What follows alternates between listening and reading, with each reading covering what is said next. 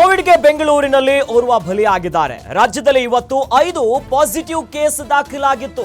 ಅದರೊಂದಿಗೆ ಬೆಂಗಳೂರಿನಲ್ಲಿ ಕೋವಿಡ್ ಮಹಾಮಾರಿಯ ಅಟ್ಟಹಾಸಕ್ಕೆ ಬಲಿಯಾಗಿದ್ದಾರೆ. ಸದ್ಯ ರಾಜ್ಯದಲ್ಲಿ 38 ಸಕ್ರಿಯ ಪ್ರಕರಣ ಇದೆ. ಈ ಪೈಕಿ ಬೆಂಗಳೂರಿನಲ್ಲಿ 32 ಕೇಸ್ ದಾಖಲಾಗಿದೆ.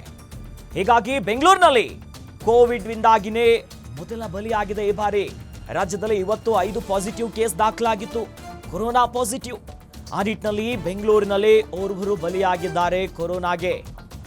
ಸದ್ಯ ರಾಜ್ಯದಲ್ಲಿ 38 ಸಕ್ರಿಯ ಪ್ರಕರಣಗಳಿದೆ, ಕೋವಿಡ್ ಪಾಸಿಟಿವ್ ಇರುವಂತ ಪ್ರಕರಣಗಳು. ಈ ಪೈಕಿಯಲ್ಲಿ 32 ಕೇಸ್ಗಳು ಕೂಡ ಬೆಂಗಳೂರಿನಲ್ಲೇ ದಾಖಲಾಗಿರೋದು. ಇಲ್ಲೇ ಟೆಸ್ಟ್ ಮಾಡಿದಂತ ಸಂದರ್ಭದಲ್ಲಿ ಕೋವಿಡ್ ಇರೋದು ದೃಢಪಟ್ಟಿತ್ತು. ಆ ಪೈಕಿ ಬೆಂಗಳೂರಿನಲ್ಲಿ ಒಬ್ಬರು ಮೃತಪಟ್ಟಿದ್ದಾರೆ. ರಾಜ್ಯದಲ್ಲಿ ಇವತ್ತು 5 ಪಾಸಿಟಿವ್ ಕೇಸ್. ಈ ಮೂಲಕವಾಗಿ ಮತ್ತೆ ಕೊರೋನಾ ತನ್ನ ಕರಾಳ ಮುಖವನ್ನ ತೋರಿಸ್ತಾ ಇದೆ. ಜನ ಸ್ವಲ್ಪ ಮಟ್ಟಿಗೆ ರಿಲ್ಯಾಕ್ಸ್ ಆಗಿದ್ರು ವರ್ಷಗಳಿಂದ, ಕೋವಿಡ್ ಇಲ್ಲ ಅಂತ. ಆದರೆ ಸದ್ಯ 38 ಪ್ರಕರಣಗಳು ಈಗಾಗಲೇ ರಾಜ್ಯದಲ್ಲಿ ಇದೆ, ಸಕ್ರಿಯ ಇರುವಂತ ಪ್ರಕರಣಗಳು. ಆ ಪೈಕಿ ಬೆಂಗಳೂರಿನಲ್ಲಿ ಇವತ್ತು ಓರ್ವರು ಸಾವನ್ನಪ್ಪಿದ್ದಾರೆ, ಕೊರೋನಾದಿಂದಾಗಿ ಮೃತಪಟ್ಟಿದ್ದಾರೆ ಅನ್ನುವಂತ ಮಾಹಿತಿ ಲಭ್ಯವಾಗ್ತಿದೆ. ಮಹಾನಗರಕ್ಕೆ ಮತ್ತೆ ಕೊರೋನಾ ಮಹಾಮಾರಿ ಆರ್ಭಟವನ್ನ ತೋರಿಸ್ತಾ ಇದೆ. ಇದರಿಂದಾನೇ ಕೊರೋನಾ ಸೋಂಕಿಗೆ ಬೆಂಗಳೂರಿನಲ್ಲಿ ಓರ್ವರು ಬಲಿಯಾಗಿದ್ದಾರೆ. ಆರೋಗ್ಯ ಇಲಾಖೆ ಕೊಟ್ಟ ಅಂಕಿಅಂಶದ ಪ್ರಕಾರವಾಗಿಯೇ ಓರ್ವರು ಸಾವನ್ನಪ್ಪಿರೋದು. ಇವರು ಬೆಂಗಳೂರಿನ ವೈಟ್ ಫೀಲ್ಡ್ ನಲ್ಲಿ 84 ವರ್ಷದ ವಯೋವೃದ್ಧರೊಬ್ಬರು ಮೃತಪಟ್ಟಿರುವಂತಹ ಮಾಹಿತಿ ಇದು. ಬೆಂಗಳೂರಿನಲ್ಲೇ ಇರುವಂತಹ ವಯೋವೃದ್ಧರೊಬ್ಬರು ಕೊರೋನಾ ಸೋಂಕಿಗೆ ಬಲಿಯಾಗಿದ್ದಾರೆ ಅನ್ನುವಂಥ ಮಾಹಿತಿ. ಇದನ್ನ ಆರೋಗ್ಯ ಇಲಾಖೆ ಕೊಟ್ಟಿರುವಂತಹ ಅಂಕಿಅಂಶ ಇದು. ಈ ನಿಟ್ಟಿನಲ್ಲಿ ಎಲ್ಲೆಲ್ಲಿ ಪಾಸಿಟಿವ್ ಇತ್ತು, ಯಾವ್ಯಾವ ಪ್ರಕರಣ ದಾಖಲಾಯಿತು ಅನ್ನೋದು ಕೊಟ್ಟಿದ್ರು. ವೈಟ್ ಫೀಲ್ಡ್ನಲ್ಲಿ 84 ವರ್ಷದ ವಯೋವೃದ್ಧರು ಕೋವಿಡ್ನಿಂದಾಗಿ ಮೃತಪಟ್ಟಿದ್ದಾರೆ ಅನ್ನುವಂಥ ಮಾಹಿತಿ ಲಭ್ಯವಾಗ್ತಿದೆ. ದೃಶ್ಯಾವಳಿಯಲ್ಲಿ ಗಮನಿಸ್ತಾ ಇದ್ದೀವಿ. ಇದು ಸ್ವತಃ ಸರ್ಕಾರವೇ ಕೊಟ್ಟಿರುವಂಥ ಅಧಿಕೃತ ಅಂಕಿಅಂಶಗಳು. ಎಲ್ಲ ಜಿಲ್ಲೆಗಳಲ್ಲಿ ಎಷ್ಟೆಷ್ಟು ಪ್ರಕರಣ ದಾಖಲಾಗಿತ್ತು, ಸದ್ಯ ಪಾಸಿಟಿವ್ ಎಷ್ಟಿದೆ ಅನ್ನೋದ್ರು ಬೆಂಗಳೂರಲ್ಲಿ ಗಮನಿಸ್ತಾ ಇದ್ದೀವಿ. ಟೆಸ್ಟ್ ಮಾಡಿರೋ 92 ಪ್ರಕರಣಗಳು. ಇದರಲ್ಲಿ ಸದ್ಯ ಸಕ್ರಿಯವಾಗಿ ಡಿಸ್ಚಾರ್ಜ್ ಆದವ್ರು ಯಾರು, ಜೊತೆಯಲ್ಲಿ ಪಾಸಿಟಿವ್ ಇರುವಂಥದ್ದು ಎಷ್ಟು ಅನ್ನೋ ಲೆಕ್ಕಾಚಾರ ಅಂಶಗಳನ್ನ ನೋಡಿದಾಗ ಬೆಂಗಳೂರಿನ ವೈಟ್ ಫೀಲ್ಡ್ ಮೂಲದ 84 ವರ್ಷದ ವಯೋವೃದ್ಧರೊಬ್ಬರು ಕೋವಿಡ್ನಿಂದಾಗಿ ಮೃತಪಟ್ಟಿದ್ದಾರೆ ಅನ್ನುವಂಥ ಮಾಹಿತಿ ಲಭ್ಯವಾಗ್ತಿದೆ. ಈ ಮೂಲಕವಾಗಿ ಮತ್ತೆ ಈಗಾಗಲೇ ಮಹಾರಾಷ್ಟ್ರ, ಕೇರಳ ಸೇರಿದಂತೆ ದೆಹಲಿಯಲ್ಲೂ ಕೂಡ ಕೋವಿಡ್ ಹಾವಳಿಗಳು ದಿನದಿಂದ ದಿನಕ್ಕೆ ಹೆಚ್ಚಾಗ್ತಿದೆ. ಸದ್ಯ ಕರ್ನಾಟಕಕ್ಕೂ ಕೂಡ ಮತ್ತೆ ಕಾಲಿಟ್ಟು ಓರ್ವರನ್ನ ಬಲಿ ಪಡ್ಕೊಂಡಿದೆ ಇದೇ ಕೊರೋನಾ.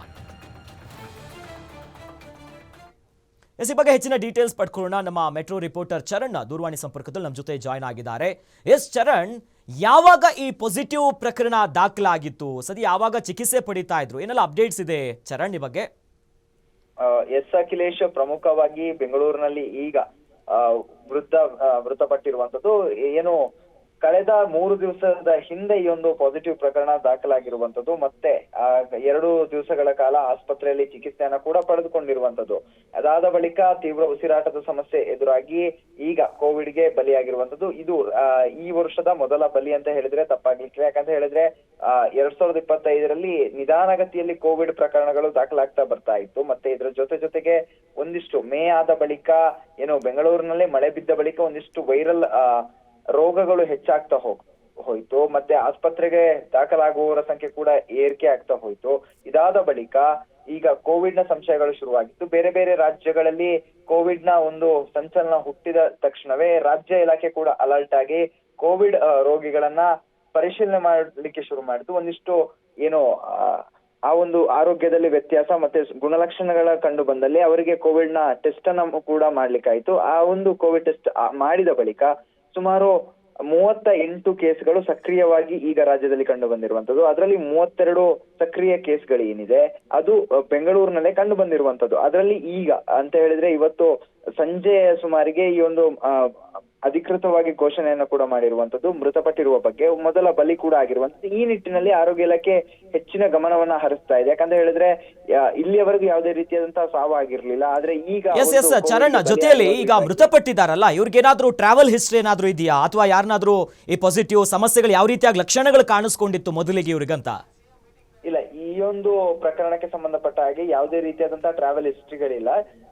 ಪ್ರಮುಖವಾಗಿ ವೈರಲ್ ಫೀವರ್ ಬಂದ ಕಾರಣಕ್ಕಾಗಿ ಆಸ್ಪತ್ರೆ ದಾಖಲಾಗಿದ್ರು. ಮತ್ತೆ ವಯಸ್ಸು ಆದ ಹಿನ್ನೆಲೆಯಲ್ಲಿ ಒಂದಿಷ್ಟು ಉಸಿರಾಟದ ಸಮಸ್ಯೆಗಳು ಕೂಡ ಇತ್ತು.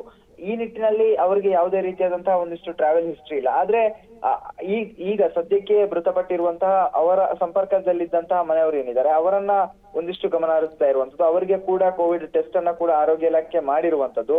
ಅದರಲ್ಲಿ ಒಂದಿಷ್ಟು ಜನರಿಗೆ ಲಕ್ಷಣಗಳು ಇದೆಯಾ ಅನ್ನುವಂತರ ಬಗ್ಗೆ ವರದಿಯನ್ನ ಕೂಡ ಸಿದ್ಧಪಡಿಸಿಕೊಂಡಿರುವಂತದ್ದು. ಮತ್ತೆ ಇನ್ ಕೇಸ್ ಏನಾದ್ರೂ ಗುಣಲಕ್ಷಣಗಳು ಕಂಡು ಬಂದ್ರೆ ಅಥವಾ ಕೋವಿಡ್ ಪಾಸಿಟಿವ್ ಆದ್ರೆ ಅವರನ್ನ ಕ್ವಾರಂಟೈನ್ ಮಾಡುವಂತ ಒಂದು ಸನ್ನಿವೇಶ ಕೂಡ ಇರುತ್ತೆ. ಯಾಕಂತ ಹೇಳಿದ್ರೆ ಮುಂದಿನ ಸಂಪರ್ಕಗಳು ಏನು ಚೈನ್ ಆಗಿ ಬದಲಾಗಬಾರ್ದು, ಇದು ಹರಡಬಾರ್ದು ಅನ್ನುವಂತ ನಿಟ್ಟಿನಲ್ಲಿ ಅವರನ್ನ ಕ್ವಾರಂಟೈನ್ ಮಾಡಿ ಅವರಿಗೆ ಒಂದು ಆರೋಗ್ಯದ ಸಮಸ್ಯೆಗಳಿಗೆ ಬೇಕಾದಂತಹ ಒಂದು ವ್ಯವಸ್ಥೆಯನ್ನ ಮಾಡ್ಲಿಕ್ಕೆ ಕೂಡ ಆರೋಗ್ಯ ಇಲಾಖೆ ಈಗಾಗಲೇ ಪ್ಲಾನ್ ಮಾಡ್ಕೊಂಡಿದೆ. ಆದ್ರೆ ಇವರಿಗೆ ಯಾವುದೇ ರೀತಿಯಾದಂತಹ ಒಂದಿಷ್ಟು ಟ್ರಾವೆಲ್ ಹಿಸ್ಟ್ರಿ ಇಲ್ಲ, ಬೇರೆ ಊರಿಂದ ಬಂದಿರೋದು ಆ ರೀತಿಯಾದಂತಹ ಯಾವುದೇ ರೀತಿಯಾದಂತಹ ಟ್ರಾವೆಲ್ ಹಿಸ್ಟ್ರಿ ಇಲ್ಲ. ವೈರಲ್ ಫೀವರ್ ಬಂದ ನಿಟ್ಟಿನಲ್ಲಿ ಇವರು ದಾಖಲಾಗಿದ್ರು. ಆ ಸಂದರ್ಭದಲ್ಲಿ ಕೋವಿಡ್ ಇರುವಂತದ್ದು ದೃಢಪಟ್ಟಿರುವಂತದ್ದು. ಅಖಿಲೇಶ್, ಎಸ್, ಧನ್ಯವಾದಗಳು ಚರಣ್ ತಮ್ಮೆಲ್ಲ ಮಾಹಿತಿಗೆ.